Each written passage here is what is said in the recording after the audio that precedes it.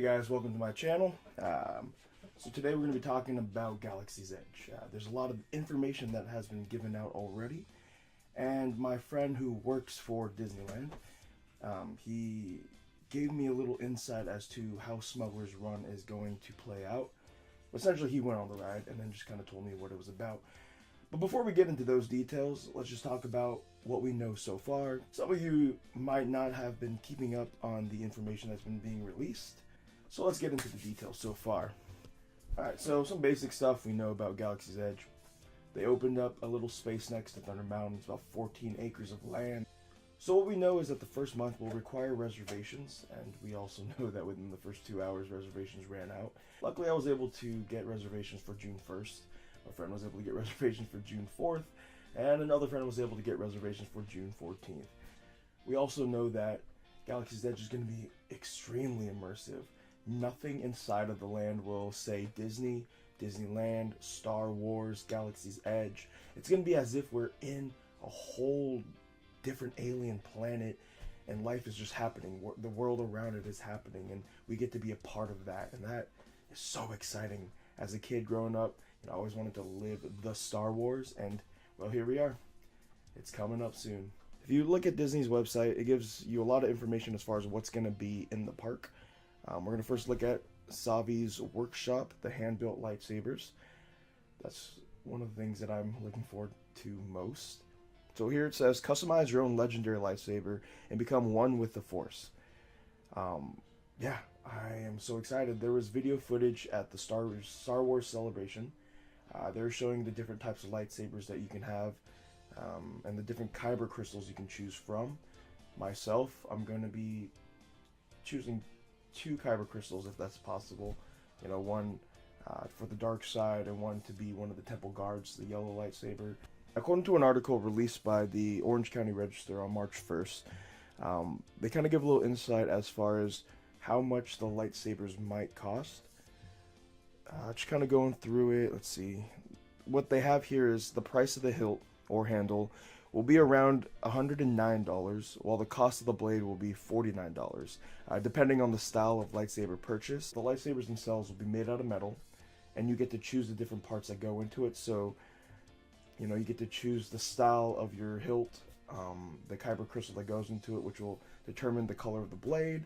Which, another thing is awesome, because even though one blade is going to cost $49, that one blade could go on different hilts. So if I put my blade on a hilt with a red kyber crystal, the lightsaber will be red. If I put that blade on a hilt with a yellow kyber crystal, then it'll be yellow. So that's why I want to get 2 hilts, 1 blade. So aside from just being able to build your own lightsabers, you can also buy legacy lightsabers that are just pre-built and associated with different Star Wars characters. From some of the footage that I saw from the Star Wars celebration, they had Darth Vader, Luke Skywalker, Obi-Wan. So another exciting part about Galaxy's Edge is that after or before you build your lightsaber, you could go ahead and build your own droid at the Droid Depot. What the website here says, you can visit a workshop stocked with stacks of parts, chips, manuals, and other tech items useful for constructing your very own droid. You can pick from the popular BB series or R series unit. It's an exciting interactive experience galactic travelers will never forget. Plus, you'll have the opportunity to purchase pre-made and premium droids. So from what I've seen in the footage so far, the droids that you build come with a personality chip. And to my understanding, there are 7 different personality chips. The droids themselves interact with each other. They interact with the land. So different parts, probably little statues, figures, things like that. So the Disney Parks mobile app, Disney Play, will include a Galaxy's Edge part of it when the park opens with that new land. And so if you look at the picture on the website, there's 4 kind of buttons on it so far that we can see. First one says hack, second one says scan, third one says translate, and the fourth one says tune. Now translate, that seems pretty straightforward. Hack and scan, I want to assume would be part of the interactive and immersive side of the park. So whatever side you choose to be on will probably determine different missions you would have to complete with the app. I remember a few months back hearing about how we would have to complete certain missions in order to do things such as build our own lightsaber, essentially earning the right to build a lightsaber. Now, I haven't heard anything else about that, so most likely that's not true, but I could also see that being part of the immersive experience, because it would make sense to have to earn the right to find a kyber crystal and attune it to your hilt, versus just being able to walk into a store and saying, hey, I want a lightsaber, right? Looking at the Disney blog, we have the foodie guide to Galaxy's Edge. So they have ribs, noodle salads, garden spread. We have entrees, desserts, kids meals. So they have specialty beverages without alcohol. The cantina itself will have a ton of Star Wars themed drinks.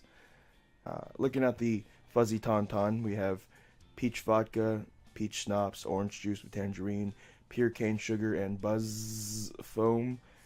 There's a drink called the Jedi Mind Trick, the Outer Rim, the T16 Skyhopper. There's just a ton of things to select from. There's going to be a milk stand that'll serve the legendary blue milk that Luke Skywalker drank in A New Hope. We're going to have some place called Kat Saka's Kettle. Pop into this eclectic food stall for some outpost mix, a sweet, savory snack made from popcorn. Interesting. I wonder if it's just going to be normal popcorn and caramel popcorn, or they're going to do something weird with it because it's, an alien outpost. We'll see.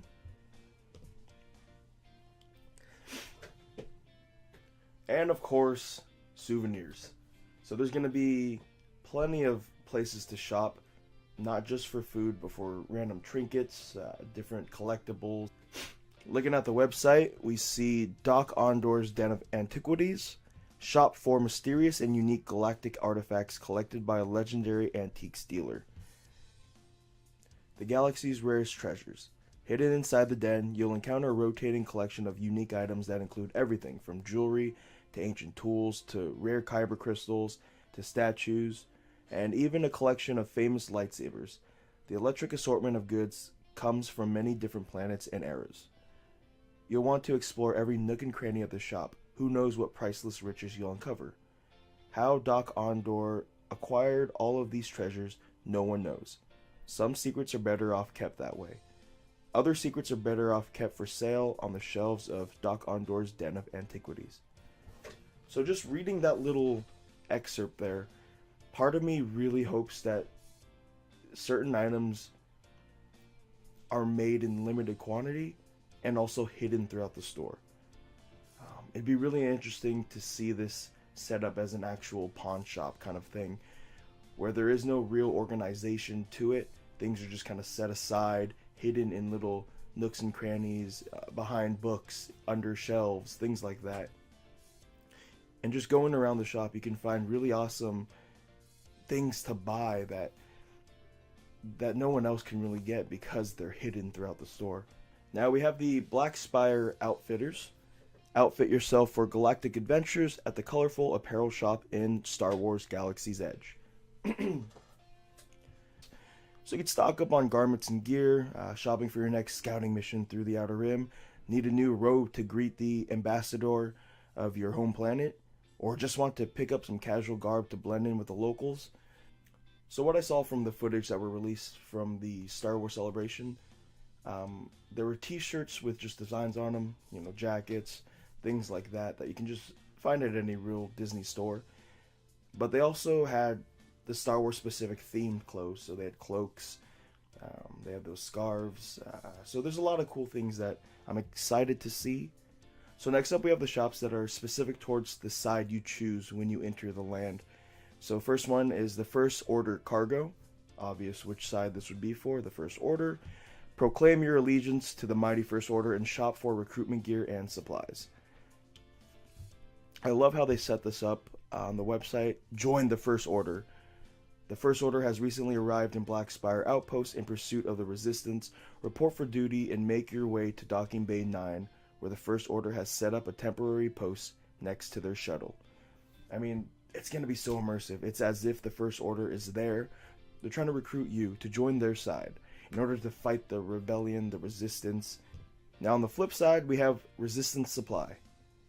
Pick up gear that proves your allegiance to the Resistance and helps fight the First Order. Discover a covert Resistance post. So covert, that's a key word there. It's supposed to seem hidden. It doesn't want to draw too much attention. So yeah, I'm really excited to see what kind of stuff they're going to sell there. Another part of the park I'm excited to see is the creature stall. Discover curious creatures and critters from across the galaxy. It's going to be interesting to see what kind of interactive creatures they'll have. I've seen in the footage creatures that sit on your shoulder, that kind of move around like a puppet. And then they have just models of creatures that kind of just stand there, so they're kind of plush toys and things like that. I'm hoping for more of the interactive toys because that's something I'd actually be interested in buying. Another thing that excites me is Tordarian Toymaker. Browse handcrafted toys and collectibles at this whimsical workshop in Star Wars Galaxy's Edge. Now, I've seen some of the footage and I am so excited for the toys. A lot of them look like just handcrafted wooden toys. There's a lot of detail that's put into them. So they seem great for both collectibles and for kids who just want to open up the package and run around with the toy going crazy. Now, the tidbit that I got from my friend who works at Disneyland is specific to what's going to happen during the Smuggler's Run ride. I haven't seen this information a lot or posted throughout my own social media. Hopefully this is news to you. As far as Millennium Falcon Smuggler's Run, the ride itself acts like a video game. So to my understanding, there's going to be specific roles given to each person within a group. So I believe there's 3 roles. There's going to be a pilot, a gunner, and an engineer. And essentially each person will do their role and they're trying to work together as a team to complete the mission. And my friend was telling me he noticed that the better they were doing, the longer the ride seemed to go for them. So it's almost like a real video game where you want to succeed in order to continue the experience. And he also told me that it was slightly underwhelming for himself because his group was not very good at the game itself. So I could see this ride going 2 ways. Number one, it's just an excellent experience because it's so immersive. You're actually part of this ride, part of this experience in the Millennium Falcon, and you're working together with your teammates. And number 2, it's just a boring so-so experience because as much fun as you want to have, your teammates aren't doing their part or don't understand what they're supposed to be doing, and it kind of just disrupts your experience. So I feel like this is one of those things where you have to go on multiple times to get the hang of it, and then as soon as you really understand what you're doing, then you can just have the time of your life because you can just go with it. Anyways, just to throw in a few more things about what we know for Galaxy's Edge. In the first month, for people with reservations, we do know that there's a 4-hour time limit. To my understanding, guests will have different colored wristbands, and that's how they're going to enforce how long you're in the park. It almost seems like you could stay a little longer, but you can't do anything. So with your colored wristband, if the 4 hours has passed and you try to go on a ride, they'll deny you access. If you're trying to go in a shop, they'll deny you access. You can probably walk around the outside area a little longer, maybe take some more photos, interact with the various things with your droid, things like that. But eventually, what it seems like, stormtroopers will escort you out, unless that actually was a joke, but I really hope it wasn't. I really want to stay as long as I can, and up to the point where stormtroopers are asking me to leave, because that would just be a fun experience in itself.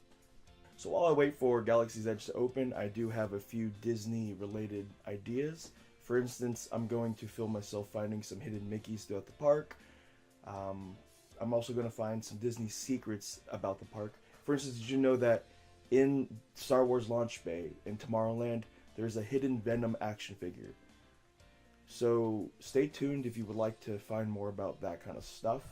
I'm also going to be going to the Company D store to buy a bunch of stuff, so I'll do a haul video.